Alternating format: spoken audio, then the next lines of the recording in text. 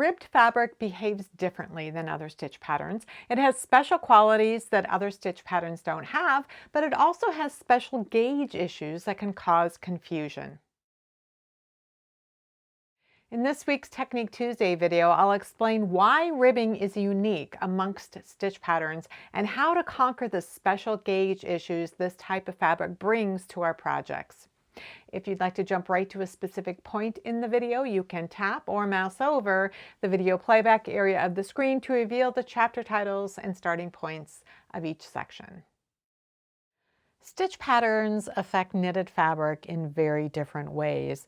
These swatches here were all knit with the same yarn and needles. I cast on 20 stitches for each of them and knit for 20 rows. But as you can see, each swatch not only looks different, the size and shape of each swatch is different. So in most cases, if we wanted to use one of these stitch patterns for a project, we would measure the relaxed gauge of the swatch, so as it's lying here, just in its relaxed state, and then multiply that gauge by the finished measurement we wanted in order to determine the total number of stitches to cast on. So for example, the stitch gauge of this stockinette swatch right here is 4.5 stitches per inch. So if I wanted 10 inches of fabric, I would multiply the 4.5 stitches per inch by the 10 inches that I wanted, and I would know that I needed 45 stitches of stockinette fabric in order to get something that was 10 inches wide. And I could do that same thing for any one of these different stitch patterns and end up with something that was 10 inches wide in its relaxed state. Ribbing has special qualities that are different from other stitch patterns. So we often don't use the ribbing gauge to determine the number of stitches to work in ribbing. Unlike stockinette fabric, ribbing doesn't roll. And that makes it really useful to use as a border for projects where you are using stockinette or stockinette-like fabrics, because it prevents that rolling. It also stretches really well. So stockinette fabric, even though it's very flat in its relaxed state, actually has a lot of stretch. This is one of the things about knitting that we like, is it has a lot of stretch.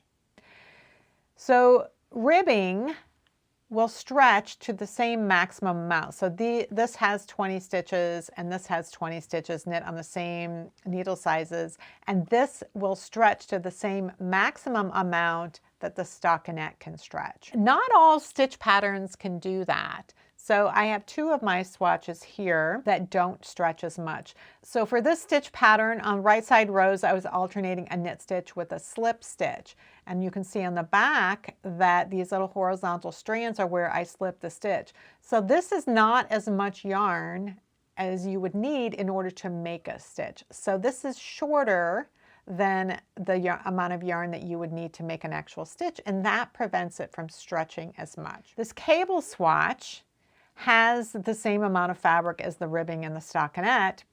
It doesn't stretch as much either, and that's because there are places where you have 3 stitches crossing over 3 other stitches. So when you have those stitches crossing, they're occupying the same horizontal space as each other. They have different vertical space because they're stacked on each other.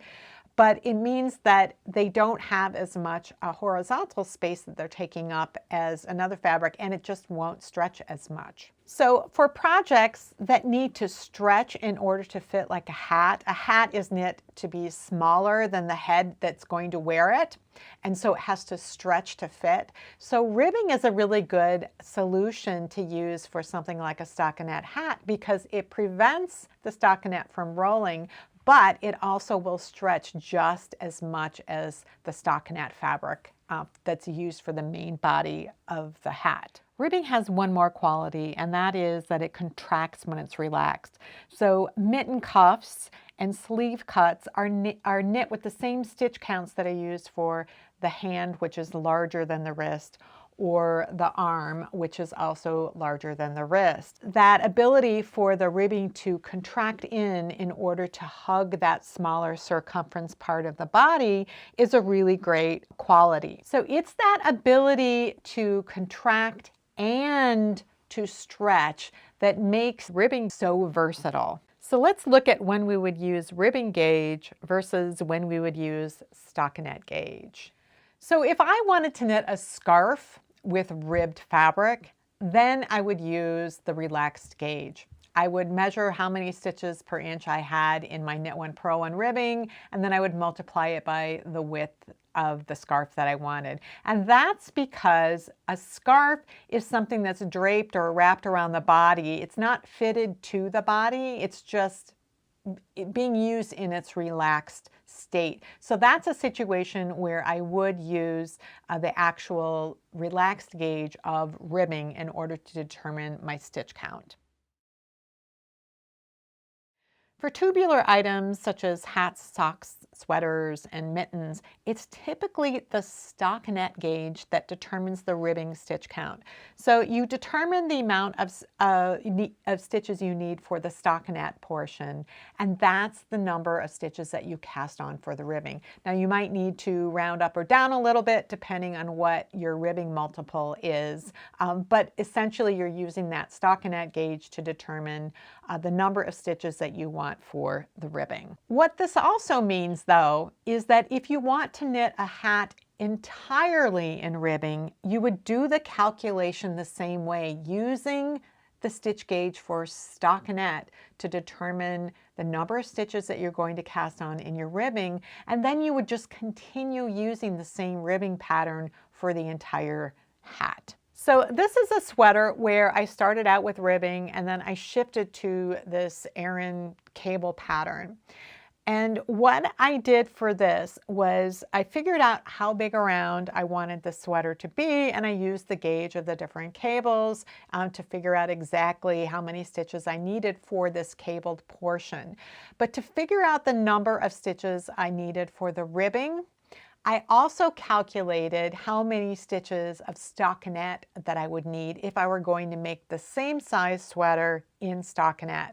So let's say this sweater was 40 inches in circumference. I would use my stockinette gauge and a 40-inch circumference to determine how many stitches I needed for my ribbing. Now that's going to be significantly smaller than the number of stitches I needed to do all of this cabling. So as I transitioned from the ribbing to the cabled portion, I would do increases in order to compensate for the difference in the number of stitches needed in each of those portions. So I do those same kinds of calculations when I'm thinking about how many stitches I need for the neck ribbing. So I will need to pick up stitches all the way around the neck in order to work the ribbing, but I want to do it based on if this sweater were knit in stockinette, because otherwise I'd end up picking up way too many stitches because of the number of cables that were here. So I'd have to do some decreases along the edge to reduce the stitch count and then pick up stitches, and I might even need to do some decreases in the first round of the ribbing in order to get the correct stitch count for my neck.